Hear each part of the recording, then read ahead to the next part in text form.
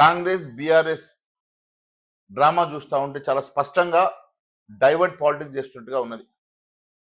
గత 3 రోజుల నుంచి భారతీయ జనతా పార్టీ జాతీయ అధ్యక్షులు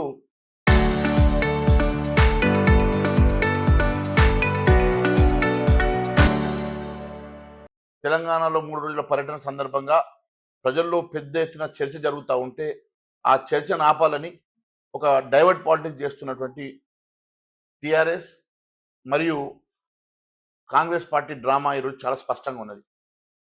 ఈరోజు లక్షల కోట్ల రూపాయల గత ప్రభుత్వ అవినీతిని కానీ ఈ రాష్ట్ర ప్రభుత్వం గత 2.5 సంవత్సరాలుగా చేస్తున్నటువంటి 1,00,000 కోట్ల రూపాయల అవినీతి గురించి మాట్లాడకుండా ఒక 100-200 కోట్ల రూపాయల అవినీతి మీద ఒకళ్ళు ఆరోపణ చేసినట్లు, ఒకళ్ళు దాన్ని రుజువు చేస్తారా అన్నట్లు, ఒకరిన వస్తున్నట్టు లీక్ ఇవ్వడం, ఇంకొకరిన ఆపేసి అరెస్ట్ చేయడం, దమ్ముంటే రా చర్చ అనడం, ఏం డ్రామాలు నడుస్తూ ఉన్నాయి, ఏం తమాషాలు నడుస్తూ ఉన్నాయి.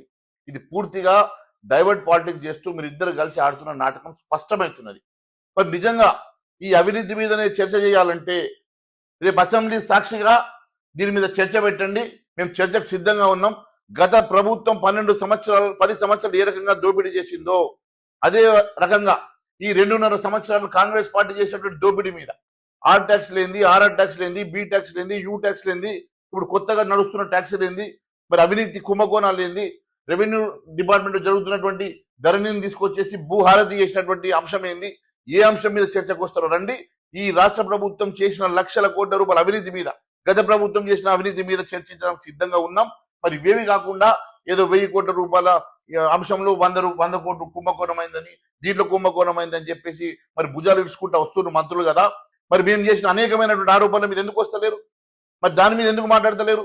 ఈరోజు సింగరేణి మీద మొన్న వెళ్ళాం, సింగరేణిలో జరుగుతున్నట్టు అవినీతి మీద రండి ఛాలెంజ్ చేద్దాం, మరి రండి దేనికి చర్చిద్దాం. ఈ భూహారతి మీద చేద్దాం రండి. భూహారతి మీరు ఏ రకంగా భూహారతి చేసారు, ఏ రకంగా మరి 1,00,000 కోట్ల రూపాయల విలువైనటువంటి భూములు ఎట్లా అన్యాక్రాంతమైన దానికి చర్చిద్దాం రండి. లేదంటే మరి మీరు ఆర్ ట్యాక్స్ల మీద, ఆర్ఆర్ ట్యాక్స్ల మీద, బి ట్యాక్స్ల మీద, ఏ ట్యాక్స్ మీద చేద్దాం రండి.